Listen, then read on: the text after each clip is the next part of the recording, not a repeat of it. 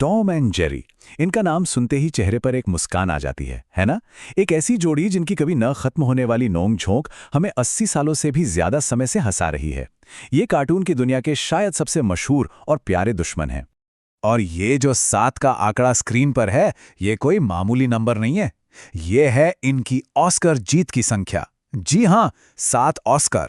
इतिहास में किसी भी दूसरे कार्टून कैरेक्टर से ज्यादा, यहां तक कि मिकी माउस और बग्स बनी भी इनसे पीछे हैं। लेकिन एक तरफ तो इतनी तारीफें और दूसरी तरफ कुछ लोग इन्हें सबसे ज्यादा गड़बड़ और बुरे बर्ताव वाले किरदार भी मानते हैं। तो सवाल ये उठता है कि ये दोनों बातें एक साथ कैसे सच हो सकती हैं? चलिए आज इसी पहेली को सुलझाते हैं। तो चलिए कहानी की शुरुआत में चलते हैं। ये वो दौर था जब एमजीएम स्टूडियो डिज्नी के मिकी माउस की जबरदस्त कामयाबी से मुकाबला करने के लिए सच में बेचैन था। देखिए, टॉम एंड जेरी के आने से पहले ना एमजीएम ने कई किरदारों पर अपना दांव खेला, लेकिन कोई भी चल नहीं पाया।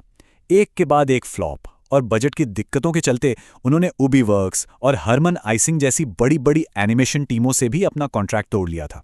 फिर मैदान में उतरे दो नौजवान, विलियम हैना और जोसेफ बारबरा।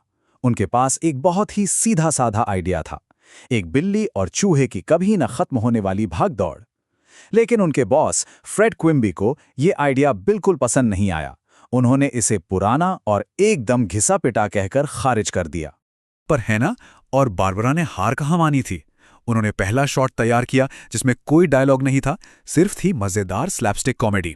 और नतीजा, दर्शकों को ये इतना पसंद आया। बात तो तब बनी जब टेक्सास के एक डिस्ट्रीब्यूटर ने चिट्ठी भेजकर पूछा कि भाई वो बिल्ली चूहे का अगला कार्टून कब आ रहा है। तब जाकर एमजीएम को मानना पड़ा और पूरी सीरीज को हरी झंडी मिल गई। और बस यहीं से शुरू हुआ टॉम एंड जेरी का वो सुनहरा दौर। हना और बारबरा ने अगले 114 शॉट्स में इसी फॉर्मूले को ऐसा तराशा कि वो एक मास्टरपीस बन गया। और एक मजेदार बात यह है कि वक्त के साथ टॉम का लुक भी काफी बदला।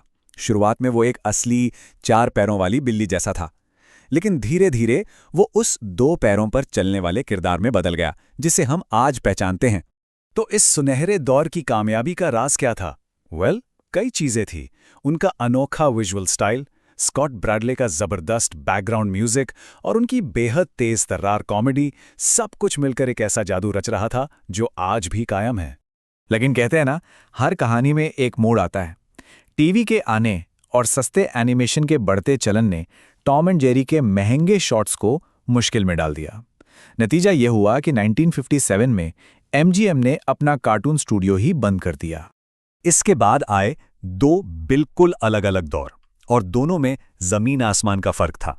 एक तरफ थे जीन डाइच के कम बजट वाले अजीब से दिखने वाले शॉट्स, जिन्हें फैंस ने तो सीधे सीधे नकार दिया, और दूसरी तरफ थे लूनी ट्यून्स के मशहूर डायरेक्टर चक जोन्स, जिनके कार्टून कला के लिहाज से तो अच्छे थे, पर फैंस को लगा कि ये टॉम एंड जेरी जैसे हैं ही नहीं। एक छोटे से ब्रेक के बाद ये दोनों किरदार फिर से लौटे, लेकिन इस बार बड़े पर्दे पर नहीं, बल्कि छोटे पर्दे पर, यानी टीवी पर। और टीवी के नियम बिल्कुल अलग थे, खासकर 1970 के दशक के बच्चों के टीवी के।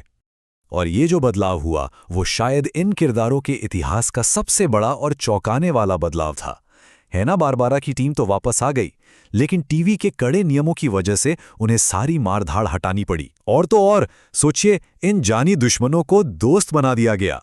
इसके बाद फिल्मेशन नाम के स्टूडियो ने दौड़ भाग का फॉर्मूला तो वापस लाने की कोशिश की, लेकिन एनिमेशन की क्वालिटी इतनी खराब थी, इतनी बार रिसाइकिल की हुई लगती थी कि ये कोशिश भी समझ लीजिए नाकाम ही रही। अब हम आते हैं 90 के दशक और उसके बाद के आधुनिक दौर में। ये वो समय था जब इन क्लासिक किरदारों को नई पीढ़ी के लिए अलग अलग तरीकों से बार बार फिर से पेश करने की होड़ सी लग गई। और ये आधुनिक दौर का सफर ना काफी मिला जुला रहा है। 90 के दशक में टॉम एंड जेरी किड्स जैसा शो आया, तो 1992 में एक ऐसी फिल्म आई जिसमें वो बोलते और गाते थे, जो कि एक बहुत बड़ी फ्लॉप साबित हुई। हाल के सालों में एक टीवी शो ने उन्हें वापस उनकी मारधाड़ वाली जड़ों से जोड़ने की एक अच्छी कोशिश जरूर की है।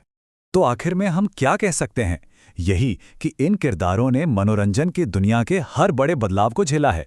स्टूडियो बंद होने से लेकर टीवी के आने तक और होम मीडिया से लेकर स्ट्रीमिंग के ज़माने तक ये हर बार वापसी करने में कामयाब रहे हैं। इनका लचीलापन सच में कमाल का है। और अंत में एक सवाल, 80 साल, इतने सारे बदलाव, इतने उतार चढ़ाव, इन सब के बाद भी एक बिल्ली और चूहे की इस सीधी-सादी भागदौड़ में ऐसा क्या है जो आज भी हमें अपनी ओर खींचता है? आखिर क्या है इनकी कभी ना खत्म होने वाली लोकप्रियता का असली राज?